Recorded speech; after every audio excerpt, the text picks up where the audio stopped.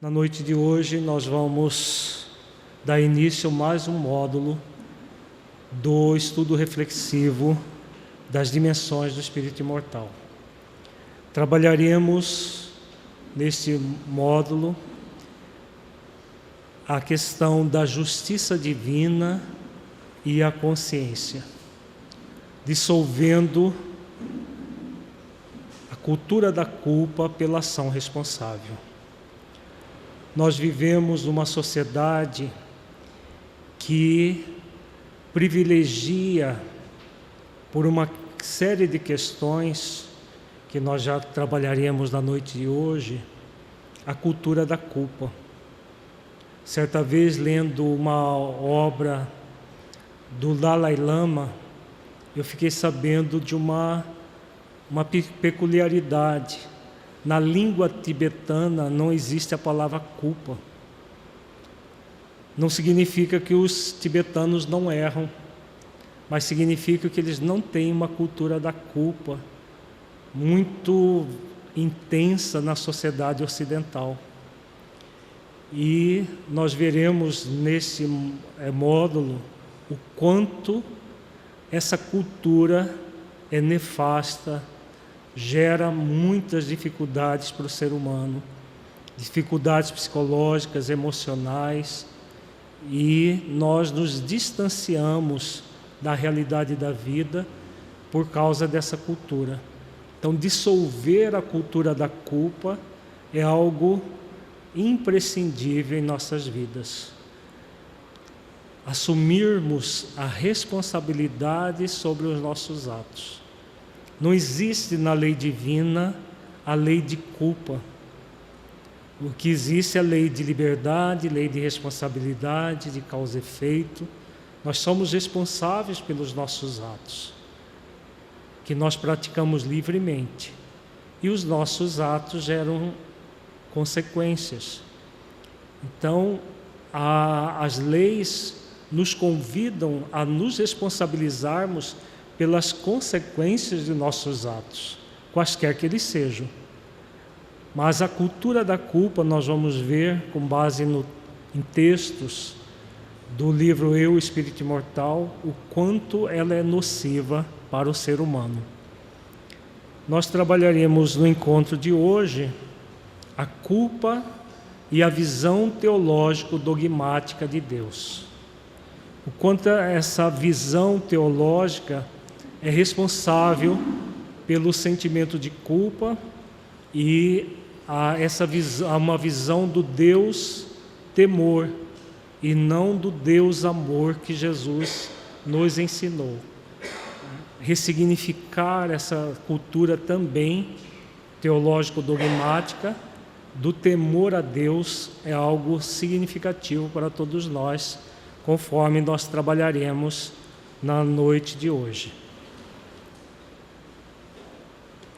O objetivo deste encontro é refletir sobre a visão teológico-dogmática de Deus e sua relação com o sentimento de culpa, tão presente na sociedade ocidental, e como ressignificar esse modelo pelo desenvolvimento do sentimento de filiação divina e da virtude de aprendiz da vida. Então, nós temos essa visão teológica, dogmática, a ser ressignificada na sociedade ocidental. E a maneira de se ressignificar é fortalecendo em nós o sentimento de filiação divina, conforme veremos, e a virtude de aprendiz da vida. Inicialmente, vamos fazer a nossa meditação inicial. Vamos fechar os olhos.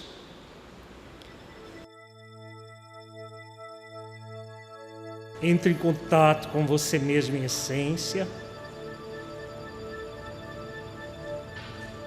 E pergunte-se: como você sente Deus em sua intimidade?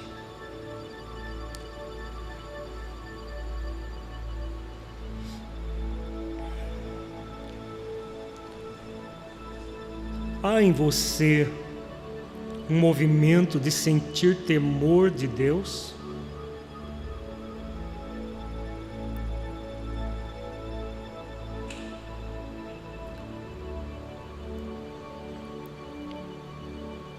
Você sente necessidade de agir sempre certo para agradar a Deus?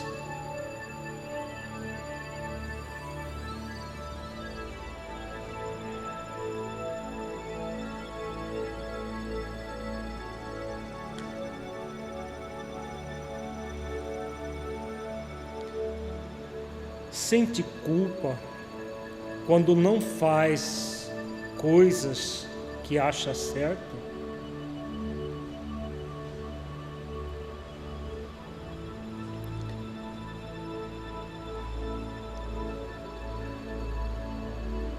Deixe os seus pensamentos e sentimentos fluírem,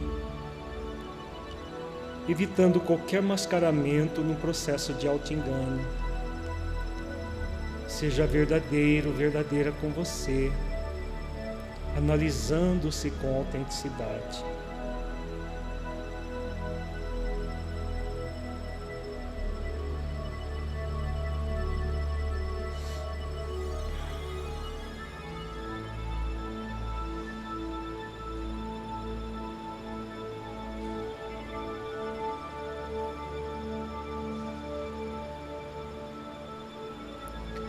Gradualmente vamos voltando ao estado de vigília para a reflexão doutrinária.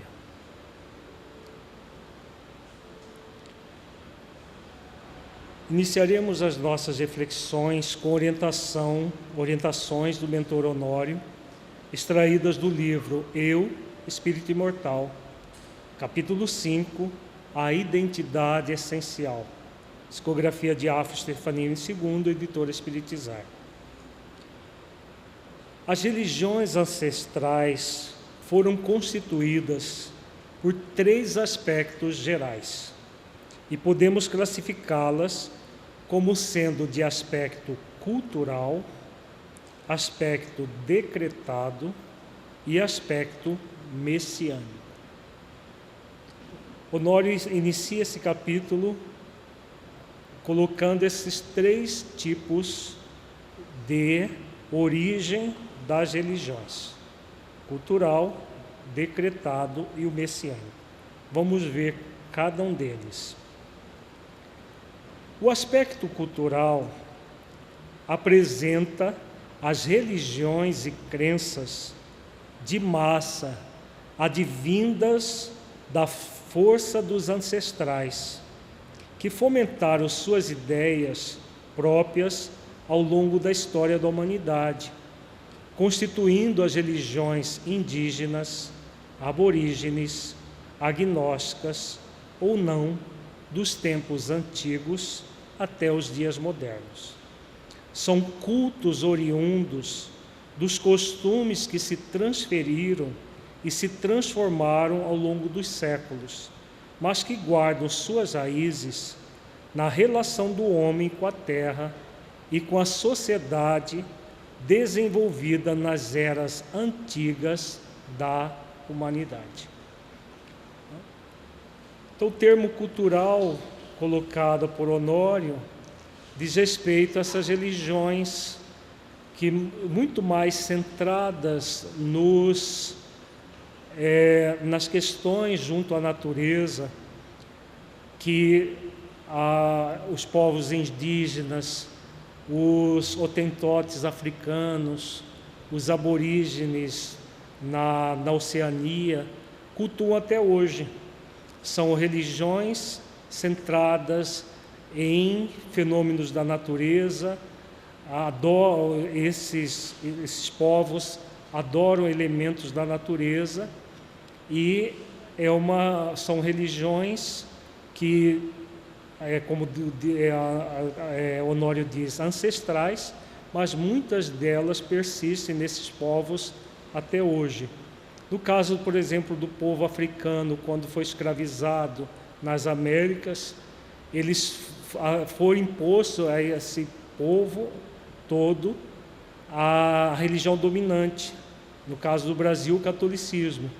E eles precisaram adaptar o culto aos orixás, que é exatamente esse culto aos elementos da natureza, aos santos da Igreja Católica, gerando os chamados cultos afro-brasileiros, por exemplo, que tem essa característica cultural africana, mas com sincretismo com o catolicismo, que foi a religião imposta aos escravos na época. A religião construída a partir do decreto foi instituída pela força da imposição, com ligação política nos interesses de grupos, que passaram a dominar grande parte dos povos. O decreto de Constantino, no Império Romano, até a sua morte em 337, o decreto de Lutero, o decreto de Calvino e outros advindos de imperadores orientais são modelos de ideias construídas pela força da dominação e não de uma verdade sentida na alma. Consequentemente, a forma como Deus foi compreendido e divulgado recebeu grande influência amedrontadora, que fomentou o afastamento da criatura por sentir medo do Criador. Então, diferentemente das religiões que surgiram por questões culturais, as religiões por decreto foram impostas. Então, por exemplo, a que foi decretada por Constantino, uniu-se o paganismo romano com o cristianismo, que deu origem ao chamado catolicismo romano, que foi imposta a todo o povo. Na época, até essa época, Roma perseguia os cristãos. A partir daí, o cristianismo, entre aspas, se tornou religião oficial, mas na verdade não foi mais o cristianismo. Foi o chamado catolicismo romano, que é uma união entre o paganismo e o cristianismo. Foi criado a casta sacerdotal, uso de imagens, os deuses romanos foram substituídos pelas imagens dos chamados santos, e criou-se todo esse sincretismo que persiste até hoje. E na época todos foram obrigados a aderir a essa religião. Quer a pessoa fosse cristã ou não, foram obrigados a seguir a religião que passou a ser oficial. Honório cita também o caso de Lutero, que também, junto com os príncipes da Europa, principalmente na Alemanha, decretou o protestantismo em substituição ao catolicismo da época. Então são religiões que fazem com que Deus seja visto de uma forma amedrontadora, porque só se pode impor pelo medo, pela força. E aí Deus, para essas religiões, tem essa característica de ser um ser que pune, que busca a criatura para puni-las a partir dos erros que comete. Como o mentor coloca, gera um afastamento da criatura por sentir medo do Criador. Nós estamos refletindo isso para adentrar na cultura da culpa, o quanto essas religiões por decreto, e aqui nós vamos ver mais adiante, são responsáveis por essa cultura da culpa na sociedade ocidental principalmente. Na dimensão mítica, Deus surge com perspectivas e características antropológicas muito evidentes em seu aspecto castrador e punitivo, que observa cada atitude, pensamento e sentimento dos seus filhos, sempre pronto a puni-los por qualquer erro cometido. Então a religião por decreto tem muito dessa visão mítica de Deus.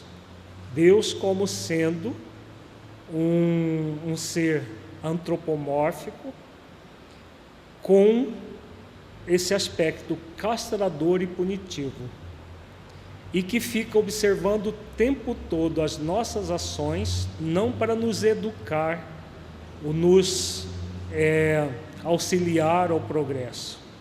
Dentro dessa visão mítica, o objetivo de Deus é observar tudo que nós fazemos de errado para nos punir.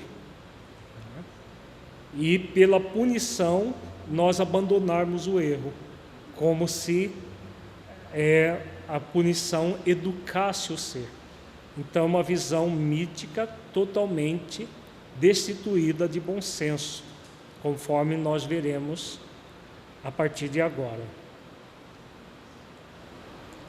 Nessa visão projetada pela própria pessoa, Deus é capaz de aguardar o momento em que o indivíduo cometa um erro para lançá-lo ao castigo específico, que pode ser de aspecto fantasioso, como é o caso das projeções dantescas do inferno, ou fantasioso psicológico, em que o indivíduo, mesmo não acreditando no mito infernal, aceita a sombra psicológica da ausência do direito de ser feliz, o que constitui a mesma coisa, porque essa ilusão na crença da infelicidade aprisiona o ser da mesma forma na culpa, punição e sofrimento.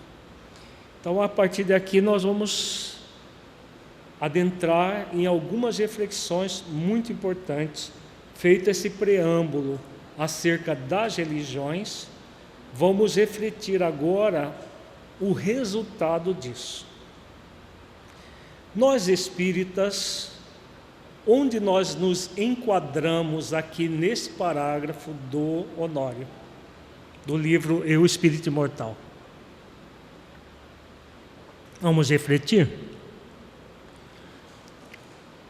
Onde que nós nos encaixamos?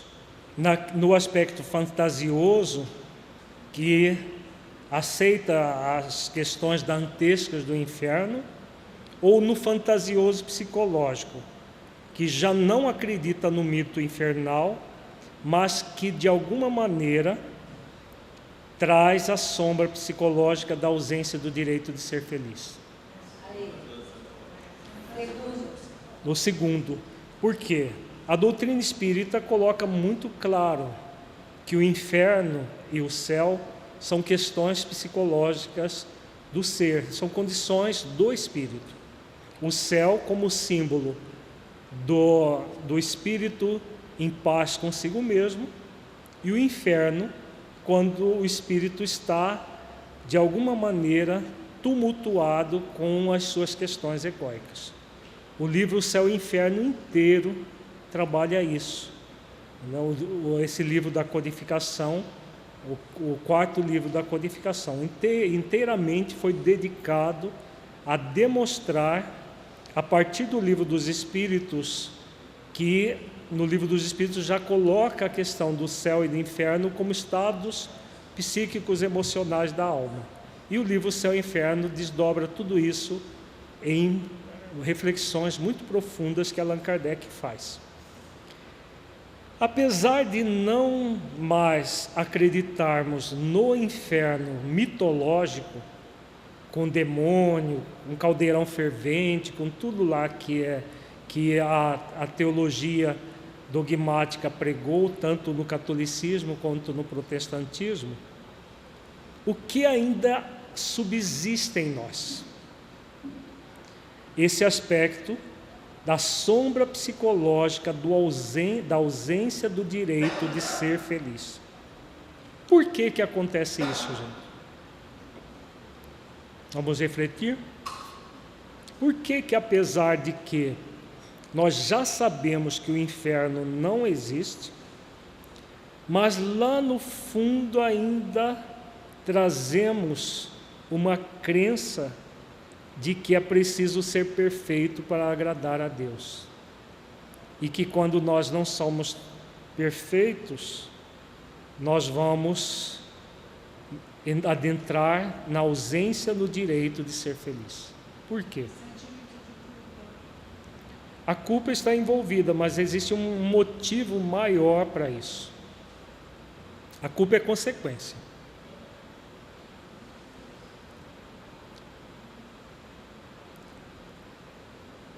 De onde que vem isso? Se nós refletirmos, nós, muito provavelmente, pela primeira vez, é que estamos tendo contato com uma religião desse nível, que não está centrada em dogmatismos. Então somos espíritos que já viemos de séculos acreditando no Deus temor, no inferno mitológico, em tudo isso. Durante séculos nós cultuamos essa visão teológico-dogmática. É possível que essa transformação aconteça simplesmente porque nós estamos hoje numa nova encarnação e temos uma doutrina clara nesse aspecto? Simplesmente porque mudamos de religião? Ou é necessário transformar algo dentro de nós, com muito esforço, com muito trabalho de realmente unir o saber com o sentir? O que vocês acham? Então vejamos, essa visão que nos gera essa sombra psicológica, como diz Honório, da ausência do direito de ser feliz, vem desse atavismo. Nós já mudamos para uma religião com uma clareza nesse aspecto, mas ainda no nível emocional podemos estar vinculados aos dogmas que trazemos de outras oportunidades reencarnatórias. Desta existência mesmo, se nós já passamos por outras religiões, como o catolicismo, o protestantismo, ou de outras existências. A maior parte das vezes isso vem de outras existências, dos atavismos que trazemos, de cultuar isso durante muitos e muitos séculos. Não apenas para nós, mas no caso de nós espíritas, ensinando isso aos outros, colocando toda essa falácia, essa mentira, como se fosse uma verdade absoluta, como se Deus fosse mesmo esse Deus, esse ser punitivo, antropomórfico, que fica observando os nossos erros para nos punir. Por isso que muitos de nós espíritas já nos libertamos do mito propriamente dito, mas ainda trazemos o mito de forma psicológica. Como o que mais importa não é aquilo que a gente diz acreditar, mas aquilo que nós vivenciamos plenamente em nossos corações, o que resulta dessa ideia? O que resulta dessa ideia? Se alguém quiser falar, o Adriano está com o microfone, é só levantar o braço que ele vai levar o microfone para o pessoal da internet acompanhar. O que resulta é exatamente o que o mentor coloca aqui no final. A pessoa se aprisiona na crença da infelicidade, num movimento de culpa, de punição e de sofrimento. Apesar da doutrina espírita colocar claramente a proposta de Jesus, que Deus é amor, nós ainda permanecemos cultuando o Deus temor, lá na prática, na nossa intimidade. E isso vai se manifestar por ausência do direito de ser feliz. Podemos ter estudado muitas e muitas vezes a questão 115, que todos nós somos criados simples e ignorantes e que temos uma missão de conhecer a verdade para nos aproximarmos de Deus. E nessa missão, quando nós cumprimos essa missão, gradualmente nós vamos adquirir a pura e eterna felicidade. Podemos já ter estudado muitas vezes, lido muitas vezes, até aplicado estudos muitas vezes dessa questão. Mas se não houver um trabalho efetivo da nossa parte para ressignificar essa sombra psicológica, nós vamos criar um processo, é uma dicotomia. Que dicotomia é essa?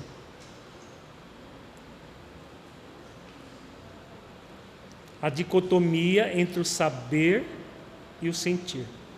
Eu sei uma coisa, isso é lógico, a questão 115, Livro dos Espíritos, que nos fala da felicidade, é muito lógica, e outras questões derivadas dessa questão tronco são muito lógicas, quando aborda a felicidade que o homem vai construindo de forma relativa até a pura e eterna felicidade. Mas, apesar da lógica, no nível do saber, no nível de uma outra lógica que é a emocional, nós não somos congruentes com aquilo que sabemos, criando uma dicotomia. Sei, mas não sinto na minha intimidade aquilo que eu sei. Por isso que o processo de culpa ainda é muito forte em todos nós, de uma certa forma. São poucos aqueles que já se libertaram do sentimento de culpa, dessa cultura da culpa.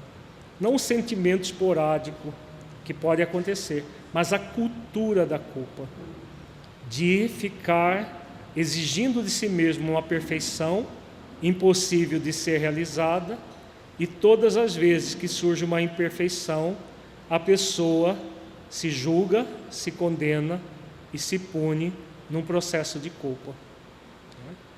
Podemos fazer isso a vida inteira, mas nos convém agir assim?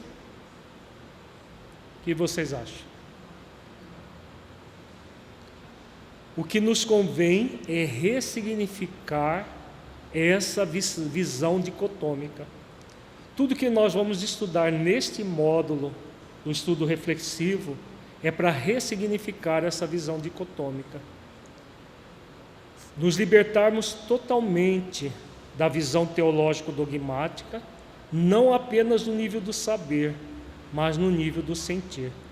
Os próximos parágrafos da obra nós vamos refletir como fazer isso. A religião advinda dos processos messiânicos, ou seja, de um espírito na condição de catalisador e Messias, não se constituiu sempre uma forma instituída, mas sim uma ideia dominante, como nos casos de Jesus, Lao Tse, Confúcio, Siddhartha e tantos outros, que, seguindo as programações do próprio Cristo, trouxeram profundas verdades em seus tempos, de maneira a fixar na humanidade os pilares indestrutíveis das leis naturais. Então aqui Honório fala das religiões que tiveram Messias, como o próprio cristianismo, o budismo, no caso de Siddhartha, o confucionismo, o taoísmo de Lao Tse e assim vários outros. O grande objetivo de Jesus foi nos ensinar as leis naturais, ensinou de uma forma alegórica. Todos os outros também ensinaram no seu nível, nas suas possibilidades, as leis divinas. Agora, uma coisa é você saber sobre as leis, outra coisa é sentir as leis no coração.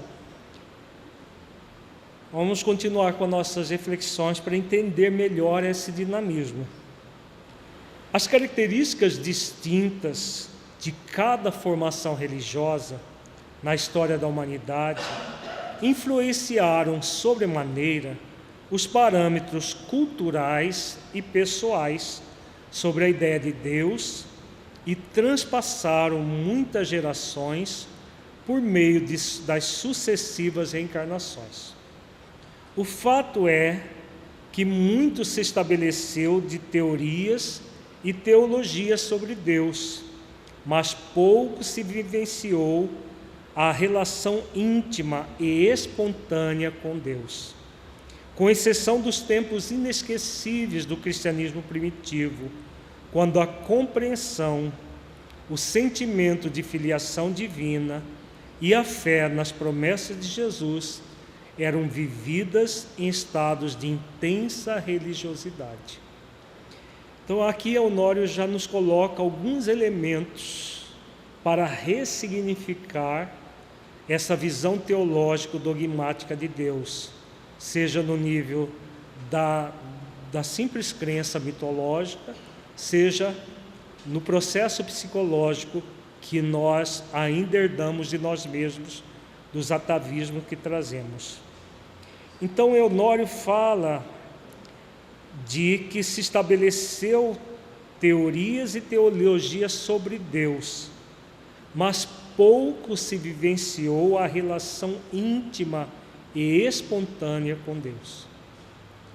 Então vejamos que aqui nós temos os primeiros elementos de reflexão para que nós ressignifiquemos Deus dentro de nós, culturalmente, para vivenciar plenamente a nossa filiação divina.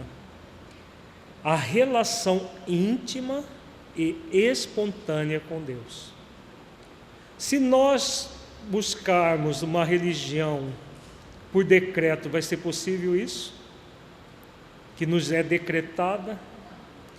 Se nós, por tradição, minha família sempre foi de tal religião, e aderirmos dessa forma, por tradicionalismo, vai haver essa relação íntima e espontânea com Deus? Não.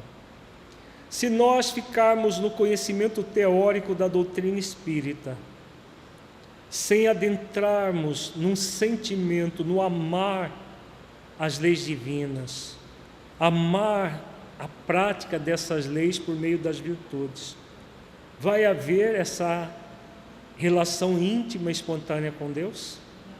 Não. Então vejamos que temos múltiplas formas de fugir dessa realidade. Agora, somente vivenciando essa relação íntima e espontânea com Deus, como ele coloca, a base nós já temos, os exemplos nós já temos, é o cristianismo primitivo. Então, onde nós espíritas poderemos buscar inspiração?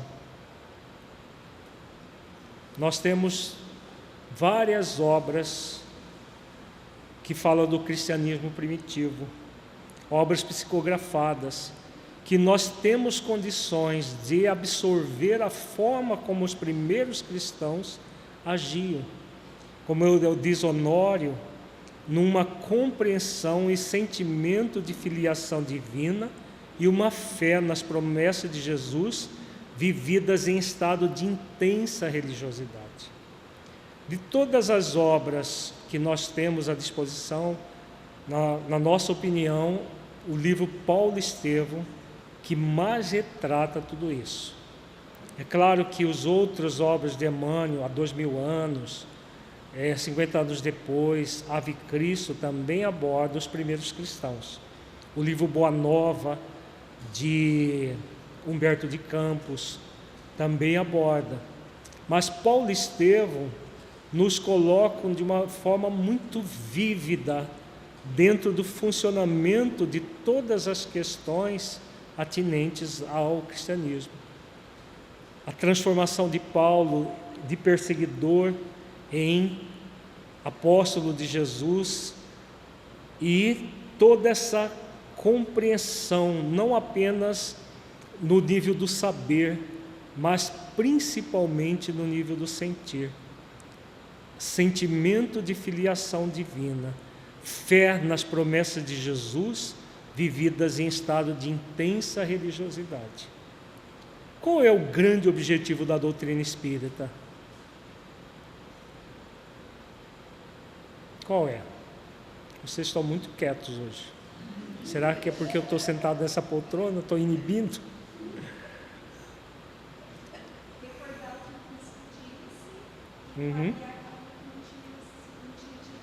Só um minutinho, que o Adriano está levando o microfone.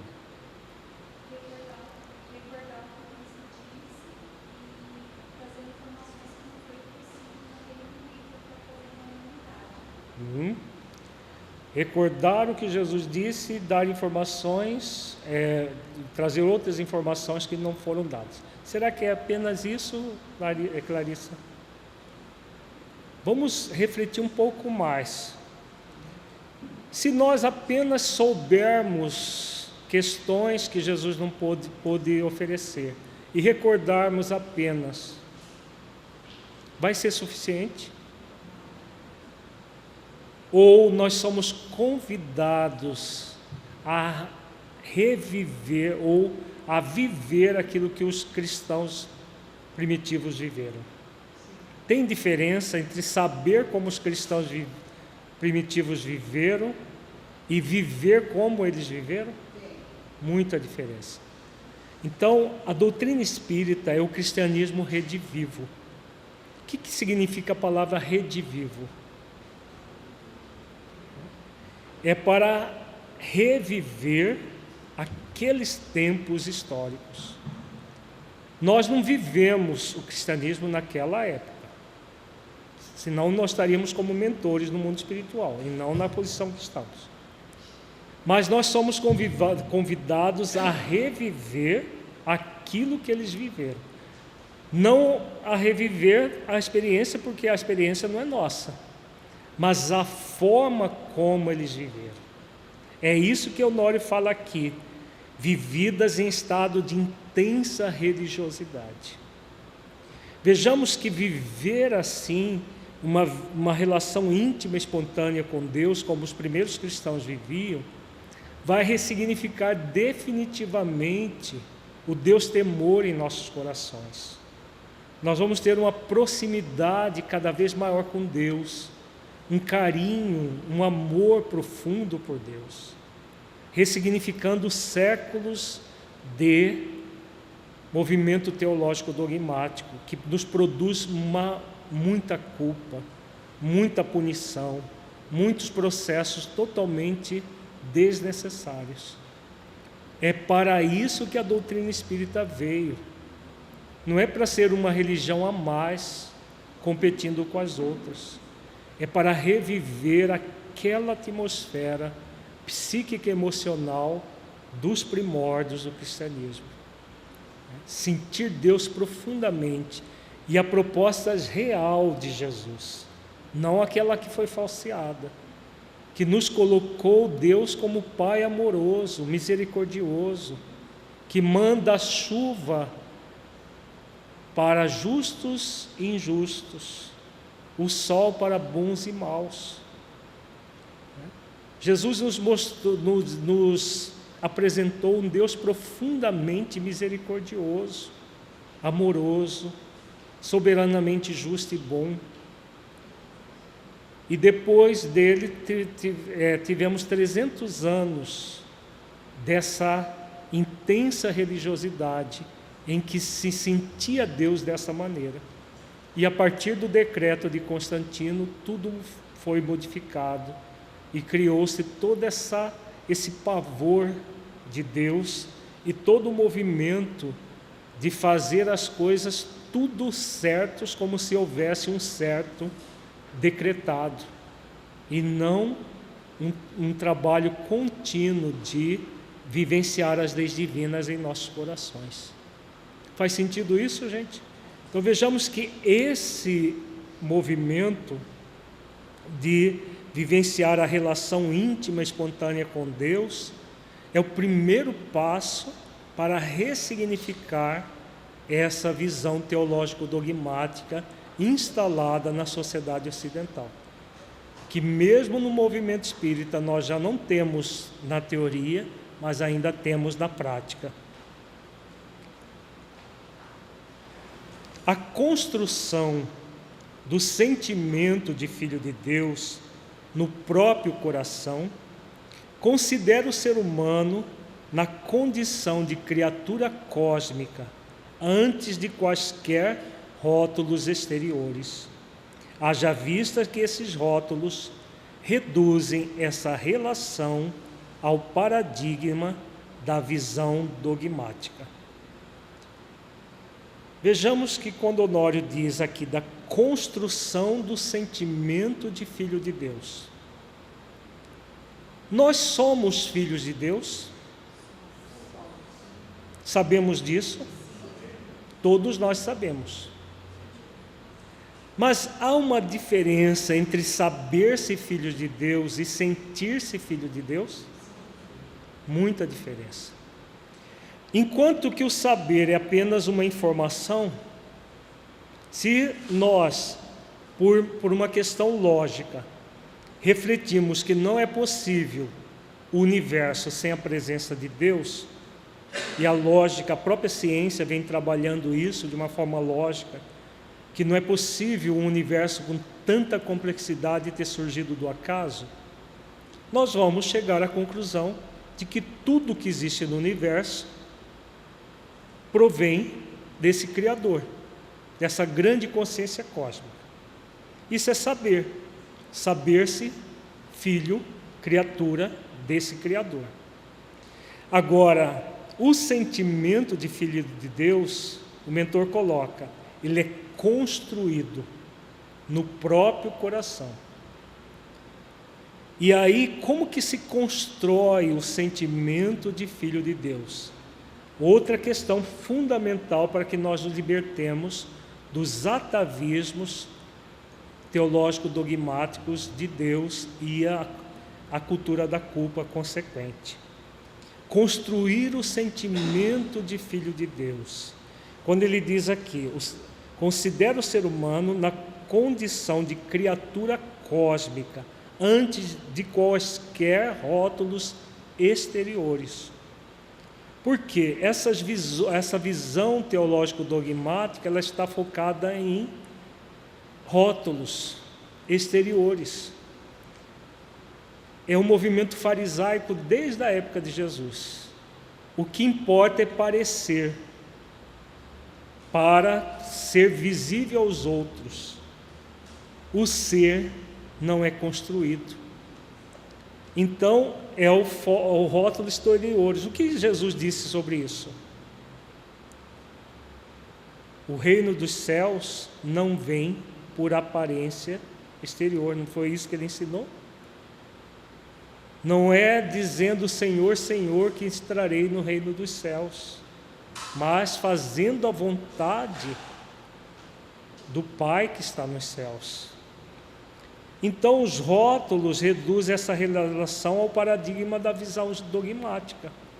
A doutrina espírita veio para ressignificar tudo isso, mas ressignificar não apenas para que nós saibamos dessa realidade, mas sobretudo que nós sintamos essa realidade em nossos corações.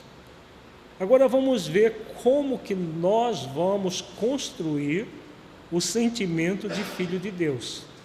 Sabendo da importância dessa construção, como que isso vai ocorrer na nossa intimidade?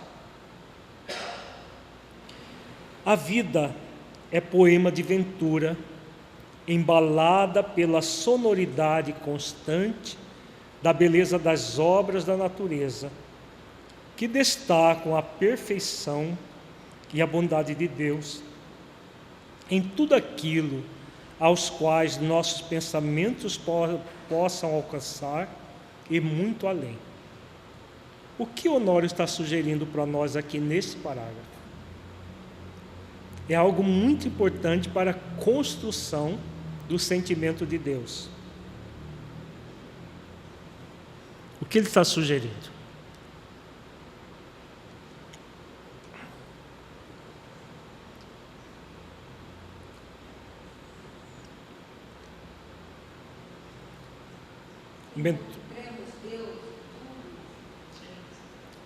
tenhamos essa consciência da presença, que tenhamos a consciência da presença de Deus em tudo que existe na natureza. Sim, isso, a consciência da presença de Deus em tudo que existe na natureza é muito importante, né? Mas aqui ele está pedindo para, além da consciência, em termos de conhecimento, né? Consciência como sinônimo de conhecimento, nós adentremos um outro nível, que aí esse é um outro nível de consciência, já na outra acepção da palavra. Que nível seria esse, Sueli? Sentir profundamente a natureza dentro de nós. Há uma tendência do ser humano na sociedade ocidental de fazer o quê com a natureza? Está fora. Quando se fala de natureza, a gente pensa nas plantas, na floresta amazônica, nos animais. E nós não somos natureza? Nós somos tão natureza quanto. Então, quando ele diz aqui, a vida é poema de ventura, embalada pela sonoridade constante da beleza das obras da natureza, que destacam a perfeição e a bondade de Deus. Quando nós fazemos exercícios de nos identificar com a natureza, de sentir a natureza em nossos corações, o que nós estamos fazendo? Construindo o sentimento de filiação divina. Vejamos que isso é muito mais do que saber que a natureza é construção divina. É sentir-se natureza, sentir-se integrante dentro dessa perfeição e bondade de Deus. A presença amorosa de Deus se faz manifesta em qualquer ponto de sua criação, cabendo ao espírito imortal a sensibilidade de perceber essa presença por quaisquer ângulos que ele busque e questione. Então aqui ele explicita melhor como fazer isso. Nós somos convidados a sentir a sensibilidade, a perceber a presença amorosa de Deus em todos os ângulos da vida. Isso inclui quem? Nós mesmos, né? A inteireza de nós mesmos, a forma como nós concebemos a vida, a forma como nós nos conduzimos frente a isso tudo. Então vejamos que o mentor está oferecendo para nós elementos como nós vamos construir o sentimento de filiação divina. Vamos adiante. Perguntas até agora? É no pleno desenvolvimento do amor a Deus que o ser imortal encontra as mais felizes respostas para os seus questionamentos mais profundos. Nessa imersão meditativa e acolhedora, que se realiza para dentro de si mesmo, sentindo-se filho de Deus, o coração se abre de contentamento e sentido existencial, por compreender que toda a vida é uma dádiva e que a sua felicidade é uma conquista já garantida pelo Criador, mas que deve usufruir dessa conquista a partir dos deveres bem cumpridos na consciência. Somente assim ele receberá as alegrias espirituais sem limites, que se manifestarão cada vez mais intensas. Então vejamos, aqui tem várias questões para nós refletirmos. Continuando com a construção do sentimento de filho de Deus. Então Honório coloca pleno desenvolvimento do amor a Deus. Então substituir o temor pelo amor. Por que essa é uma condição imprescindível e que nós já podemos fazer aqui agora? O texto fala sobre isso.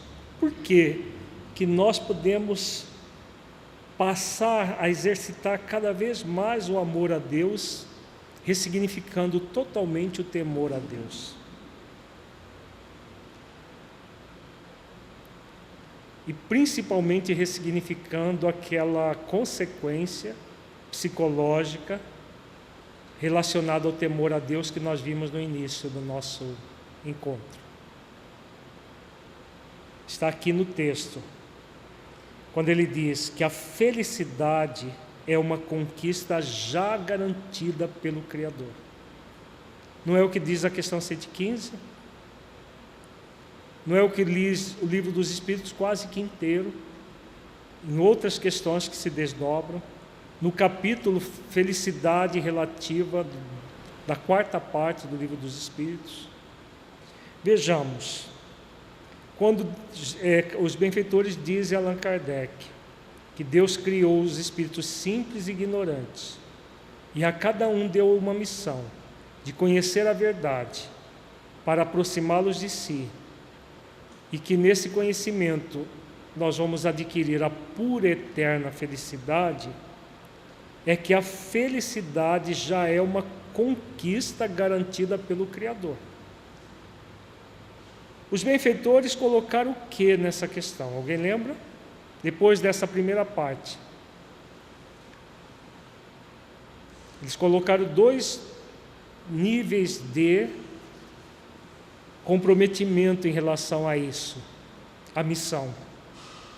Aqueles que se submetem e aqueles que murmuram. Os que se submetem à missão vão fazer o esforço, como diz o mentor, de praticar o dever, os deveres bem cumpridos na consciência. Qual é o grande dever do espírito imortal? Ser feliz. Por meio do quê? Do conhecimento da verdade. A verdade é uma palavra que simboliza todas as leis divinas. Então podemos dizer que o grande dever do ser humano é conhecer as leis divinas nos 3 níveis de conhecimento: do saber, do sentir e do vivenciar as leis. Como que se sabe sobre as leis? Fazendo aquilo que na questão 619 do Livro dos Espíritos é proposto: a investigação das leis, para que nós saibamos como funcionam as leis. Agora, basta o saber, é necessário sentir as leis, sentir o amor por essas leis. Ao sentir o amor por essas leis, nós vamos sentir vontade de cumprir essas leis, porque essas leis que vão nos gerar a felicidade. Então o espírito submisso que se submete à missão, ele vai conquistar a felicidade gradualmente, porque esse é o maior dever que ele tem a realizar na vida. Mas foi isso que nós fizemos as nossas existências todas? Ou nós somos do time dos murmurantes? Nós somos do time dos que murmuraram, não dos que se entregaram submissos desde o primeiro momento, porque é possível se entregar desde do momento que nós adquirimos a capacidade de distinguir o bem do mal. Mas nós não fizemos isso, nós murmuramos. Significa que nós estamos aleijados da felicidade, nunca mais vamos poder. Os benfeitores colocam muito claro que os que murmuram poderão, ao seu tempo, eles todos, ao seu tempo, vão se arrepender de murmurar e vão conquistar a felicidade. O que eles dizem é que as eternidades serão maiores, significando o quê? Que o tempo para se chegar à felicidade vai ser maior para os que murmuram do que para os que se submetem. Uma vez sabendo disso, Qual é o convite da vida? Qual é o grande convite da vida para todos nós? Sabendo disso tudo que nós acabamos de refletir, que está no texto aqui. Vivenciar tudo isso. E aí, quando nós abrimos o nosso coração, como diz o mentor, para vivenciar tudo isso, cumprindo o nosso maior dever, o coração se abre em contentamento e sentido existencial. A partir daquilo que ele coloca aqui em cima, a imersão meditativa nisso tudo e acolhedora. Acolher essa verdade em nossos corações. Para acolher, você vai no nível do sentimento. Não basta saber dessas verdades. Nós já sabemos. O convite é sentir essas verdades no coração. Então, quando nós meditamos nisso, acolhemos essa verdade, o coração se abre em contentamento e sentido existencial, por compreender que toda a vida é uma dádiva e que a sua felicidade é uma conquista já garantida pelo Criador.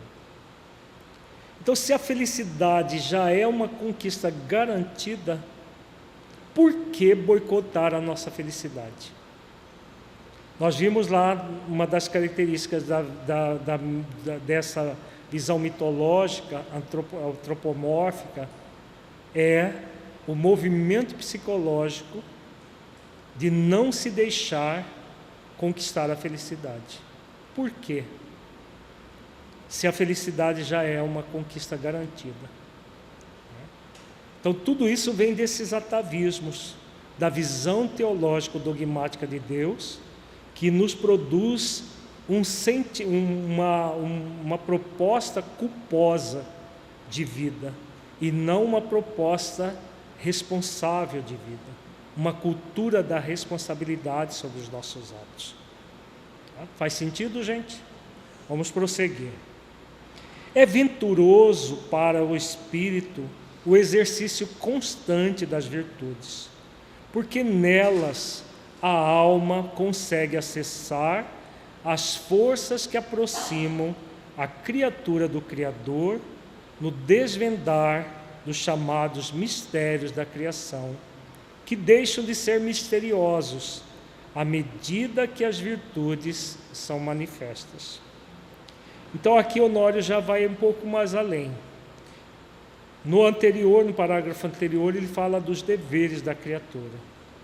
O dever de conhecer, de sentir as leis em nossos corações, para que nós nos proporcionemos o quê? O exercício constante das virtudes. E aí nós vamos gradualmente nos aproximando de Deus, conforme aborda a questão 115 do Livro dos Espíritos. Cumprimento das leis por meio do exercício das virtudes. E aí o que vai acontecer conosco?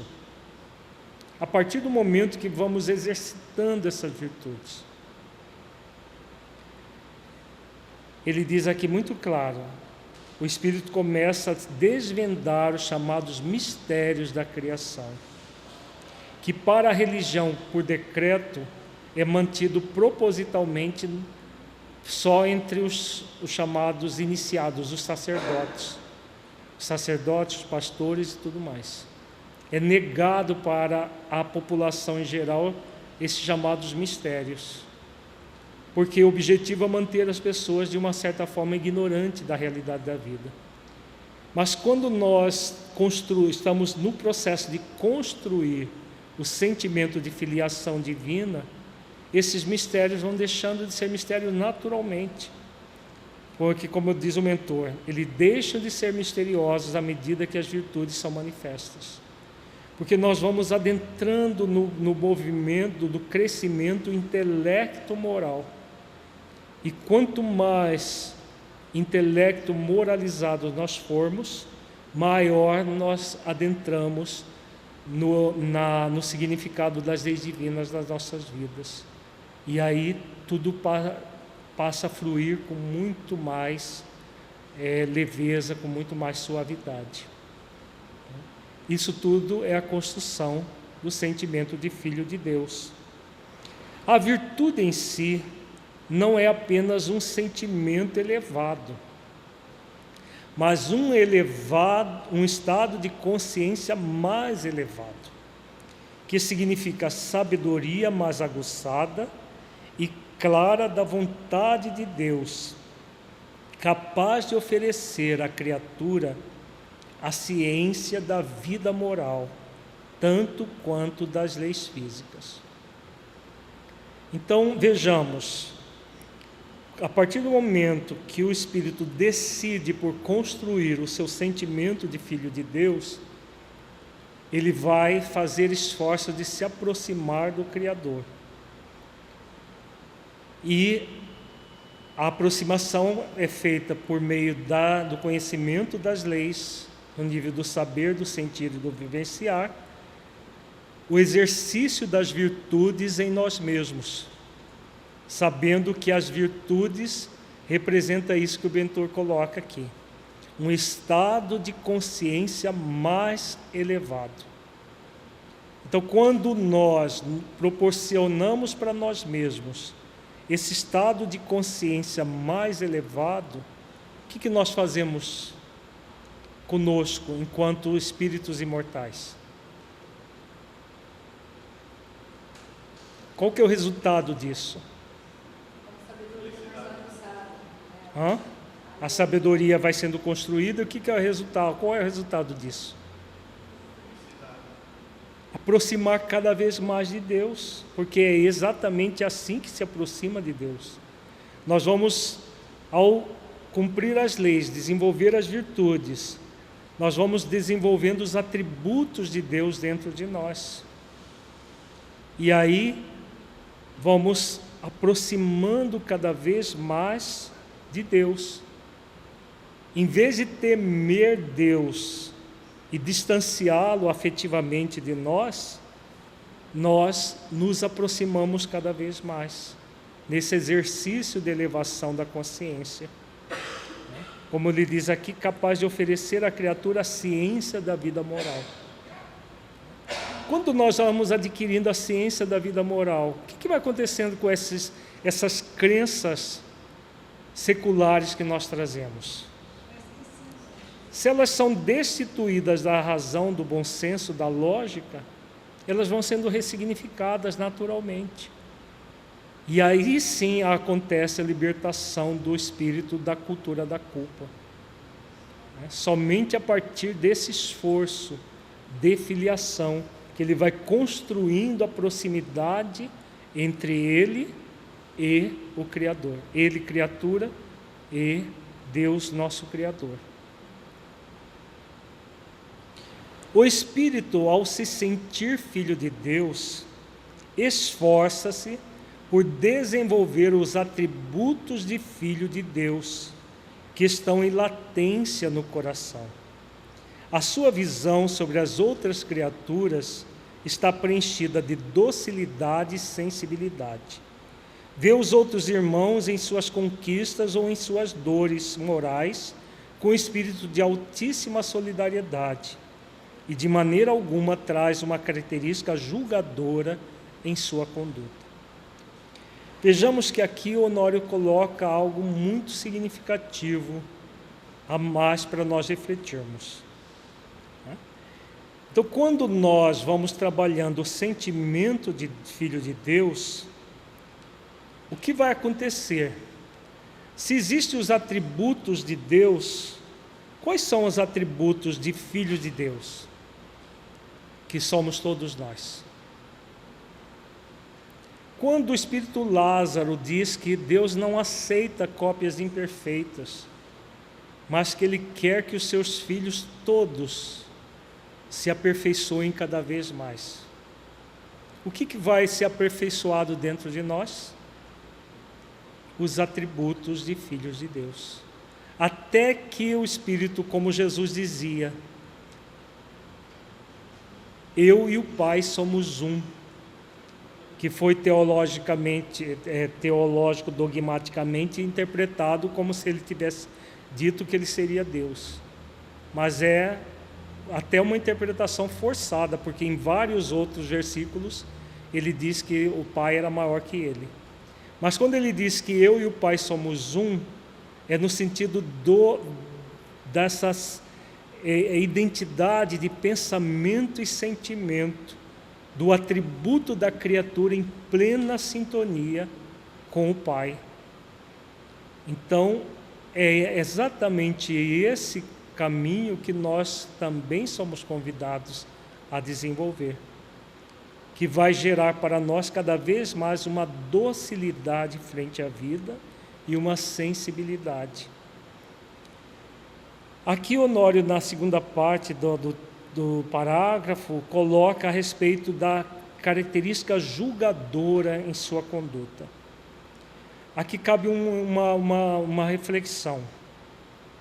Todos nós, por causa desses atavismos, trazemos um julgador interno que gera em nós, até na parábola da conciliação com os adversários, Jesus fala desse juiz interno que nós temos.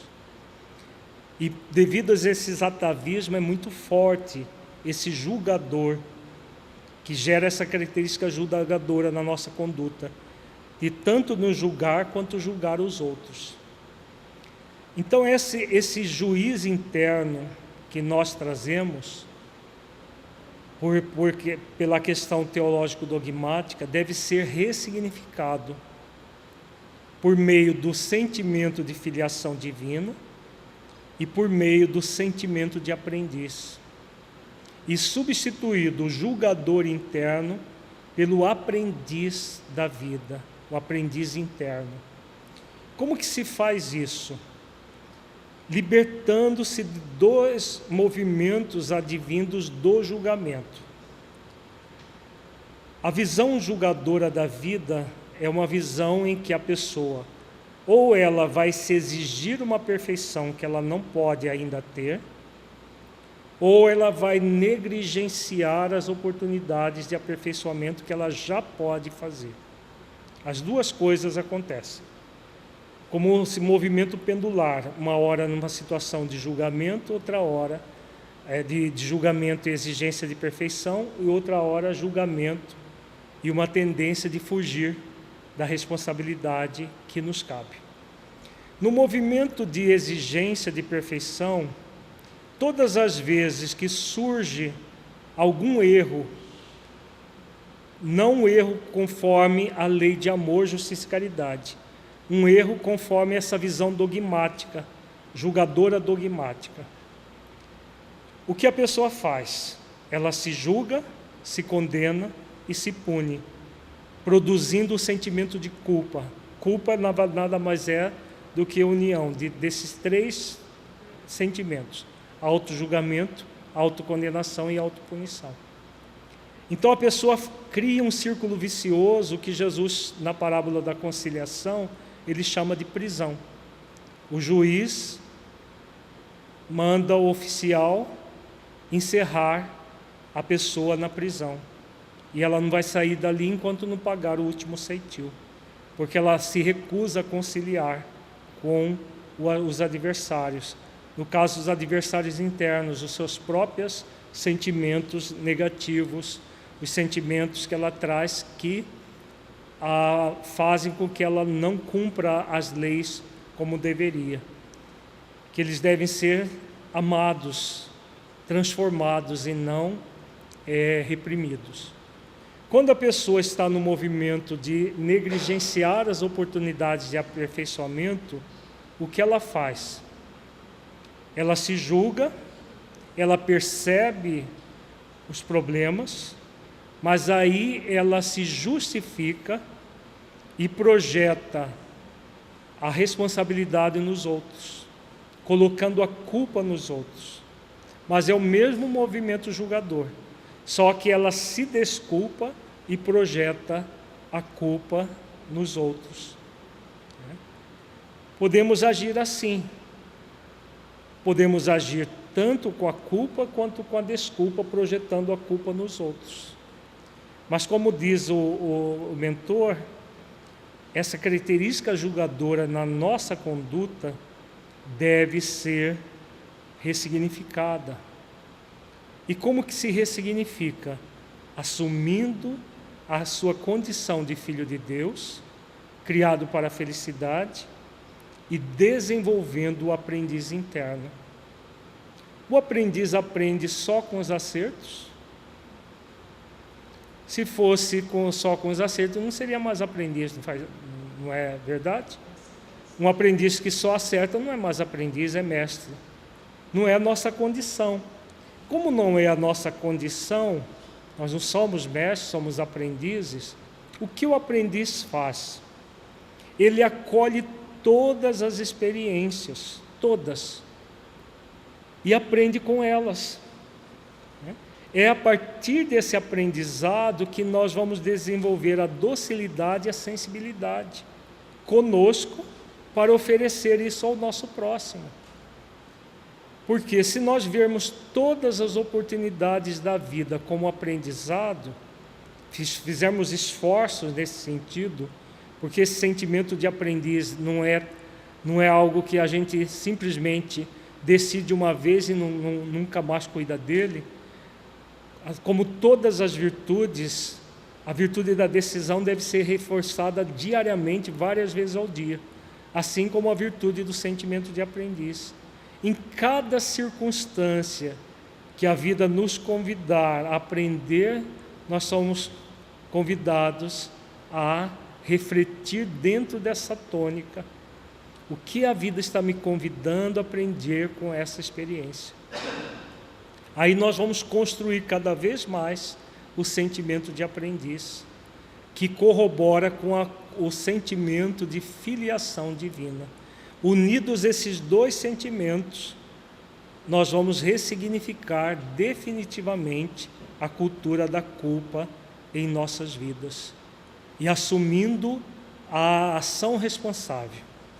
Eu sou responsável pelos meus erros. E erro, dentro de uma visão não teológica, é todo ato que contraria a lei maior, a lei de amor, justiça e caridade. Então, todas as vezes que eu contrariar, que eu tentar, de alguma maneira, defraudar a lei de amor, justiça e caridade, eu estou diante de um erro, dentro dessa visão espiritual profunda. Para quê? Para assumir a responsabilidade pelos meus erros, aprender com eles e buscar repará-los quantas vezes forem necessárias. Quando nós escolhemos esse caminho e construir esse caminho, nós vamos nos libertar tanto da exigência de perfeição, que produz culpa, quanto da negligência do aperfeiçoamento, que gera desculpa para nós, mas culpa para os outros. Culpa para algo externo a nós. Tem gente que culpa até Deus pelas suas próprias mazelas, gerando todo um processo vicioso em que a pessoa fica agindo de uma forma irresponsável. Então ela vai construir uma cultura da ação responsável. Eu sou livre para fazer escolhas e responsável por todas as escolhas feitas. E todas as escolhas vão gerar consequências. Então, se eu não quero ter consequências que me geram dor e sofrimento, eu trabalho para desenvolver as virtudes em mim, principalmente o sentimento de filiação divina e o sentimento de aprendiz da vida. O Espiritismo construiu uma estrada imperecível para a retomada do estado natural da humanidade, agora preenchida pelo conhecimento que a ciência oferece, porém com vista ao seu uso real, ou seja, o conhecimento a serviço da felicidade, e não mais da saciedade dos apetites sensórios e dos interesses do egoísmo. Então vejamos, aqui Honório coloca o verdadeiro objetivo do Espiritismo, da doutrina espírita em nossas vidas. Essa retomada lá do cristianismo primitivo, conforme nós refletimos, para que, com base já em outros conceitos da ciência, nós possamos construir cada vez mais esse caminho que nos leva à felicidade. Possível a todos nós, sem exceção. Todos nós podemos construir essa felicidade. Agora, é trabalhoso, pede de nós esforço, dedicação, todo um trabalho nessa direção. Estabelecido o profundo intercâmbio com as entidades do mundo invisível, Allan Kardec estudou com propriedade e método incomum as características da dimensão espiritual da vida e como deve ser compreendida a relação entre as criaturas e o Criador, dissolvendo por completo quaisquer construções teológicas que os dominadores infringiram nas massas, fomentando ignorância em muitos pontos do pensamento religioso. Vejamos que aqui o mentor coloca a respeito do conhecimento espírita, o que ele gera. O conhecimento pura e simplesmente nos gera, no nível do saber, a ressignificação dessa visão teológica, mas permanece por muitas vezes, por atavismo, como nós vimos no início do nosso encontro, aquela visão teológico-dogmática de não se permitir ser feliz, por causa do processo da culpa e da desculpa, desse movimento julgador dentro de nós.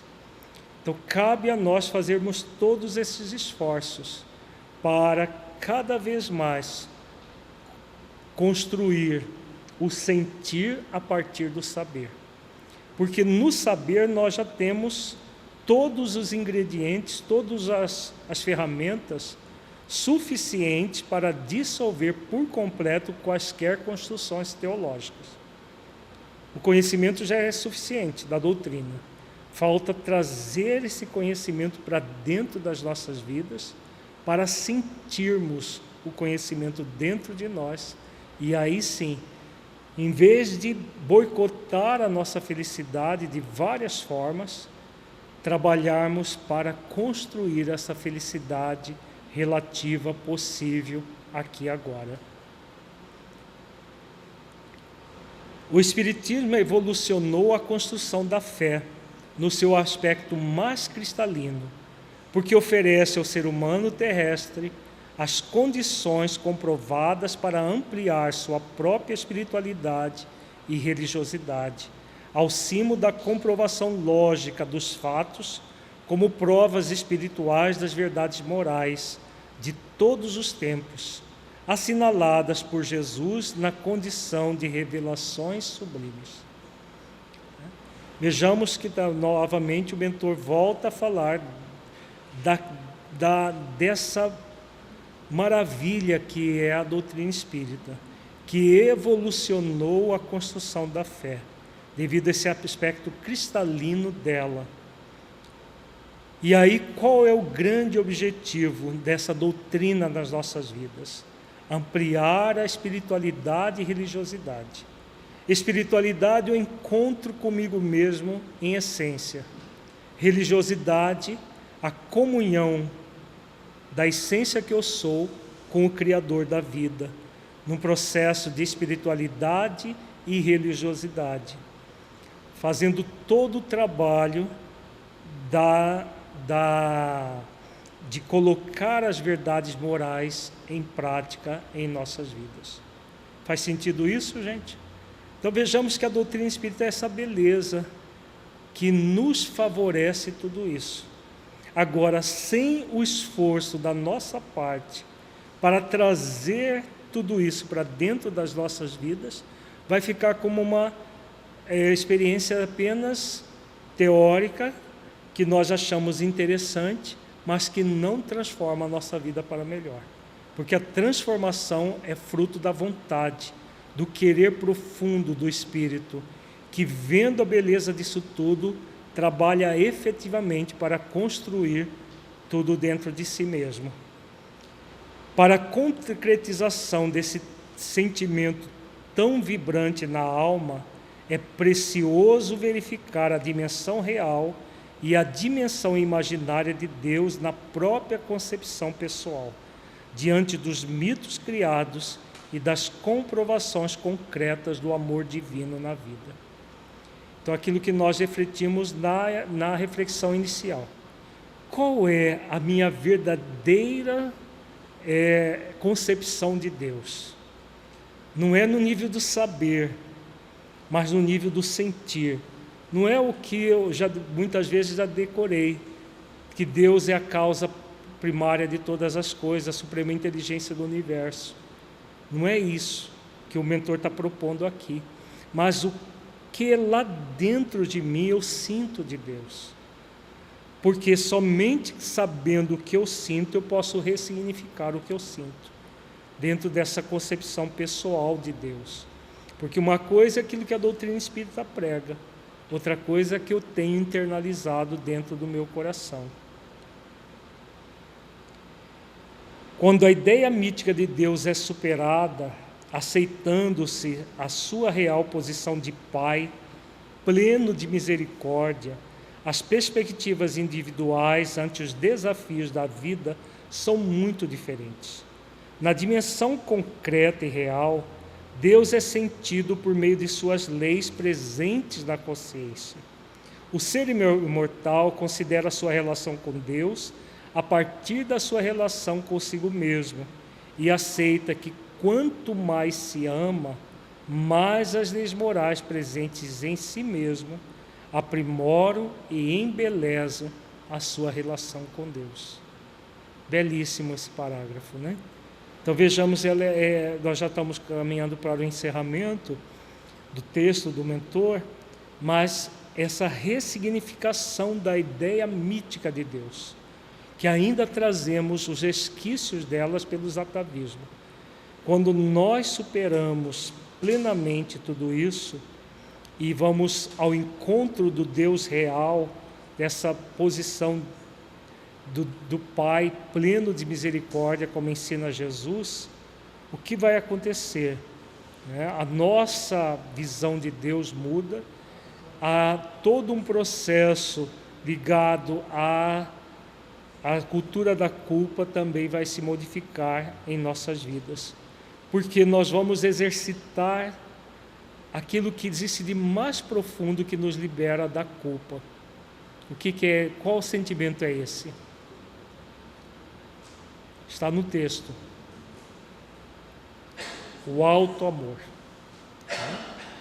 Quando ele diz aqui, quanto mais ele se ama, mais as leis morais presentes em si mesmo aprimoram e embelezam a sua relação com Deus. Então vai se construindo o sentimento de filiação divina e o sentimento de aprendiz. Ao invés de exigir ser amado, o aprendiz sincero reconhece que já é amado pelo Supremo, mas que para usufruir plenamente desse sentimento, é fundamental que ele desenvolva o alto amor como sentimento instrumento, capaz de acionar o amor a Deus sobre todas as coisas e ao próximo como a si mesmo. Belíssimo, né? Então aqui o mentor conclui o pensamento dele, porque muitas vezes nós temos por termos essa visão dogmática ainda de Deus, de forma atávica em nós exigimos ser amados por Deus. Nós nos sentimos abandonados e nos exigimos ser amados. Mas exigir o que se isso já é um fato? É o que o mentor coloca. Nós já somos amados. Se Deus não nos amasse, Ele não nos teria criado. Por quê? O universo precisa de qualquer um de nós? Precisa? Ele continuaria existindo mesmo que nós não existíssemos? Sim. Mas por que Deus nos criou então? Se o universo não precisava de nós? Porque Ele criou um presente para o universo, que somos nós.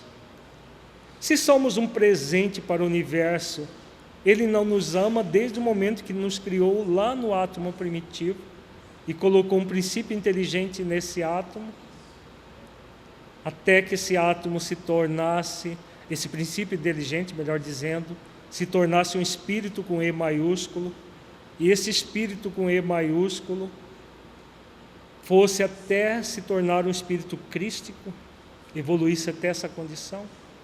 Então, nós já somos amados por Deus, pela nossa própria criação. Isso gera um sentimento de pertencimento ao universo em nós. O que nós somos convidados é usufruir plenamente desse sentimento. Mas nós só vamos usufruir plenamente desse sentimento a partir do exercício do auto-amor. Então, para finalizar as nossas reflexões da noite, o sentimento de filiação divina, o sentimento de aprendiz da vida, vai ser construído a partir do exercício profundo do auto-amor. Eu sou um espírito imortal, criado para ser feliz. Essa felicidade é uma conquista minha, mas já é uma dádiva do meu Criador para mim. Então, se eu sou isso tudo, a vida me convida a me amar, me sentir espírito imortal, me sentir filho de Deus, me sentir aprendiz da vida. E aí, quando eu exercito isso diariamente, porque vejamos, é um exercício.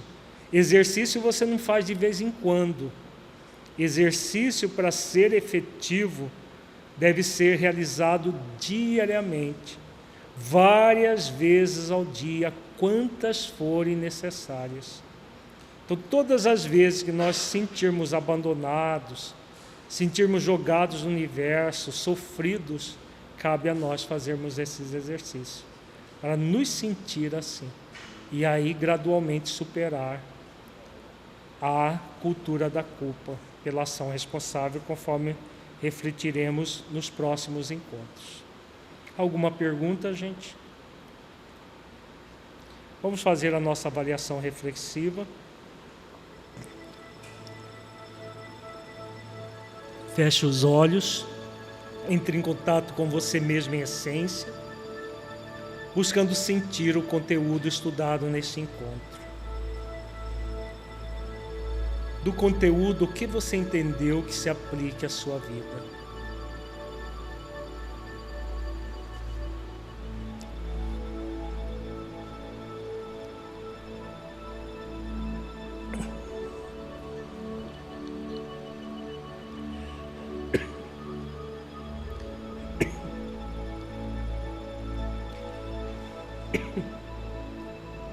O conteúdo estudado mudou a forma como você compreende a presença de Deus em sua vida? Em caso positivo, que mudança foi essa?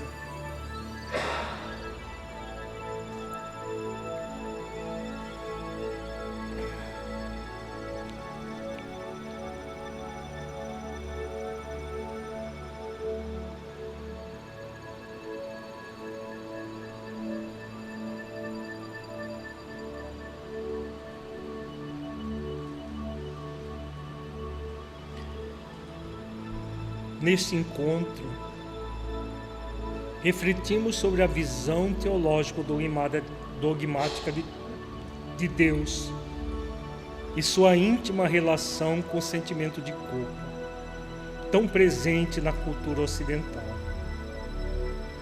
bem como o que fazer para mudar essa concepção. Que ações você está disposto ou disposta a realizar para afirmar a concepção espírita de Deus, de modo a sentir-se filho de Deus e aprendiz da vida?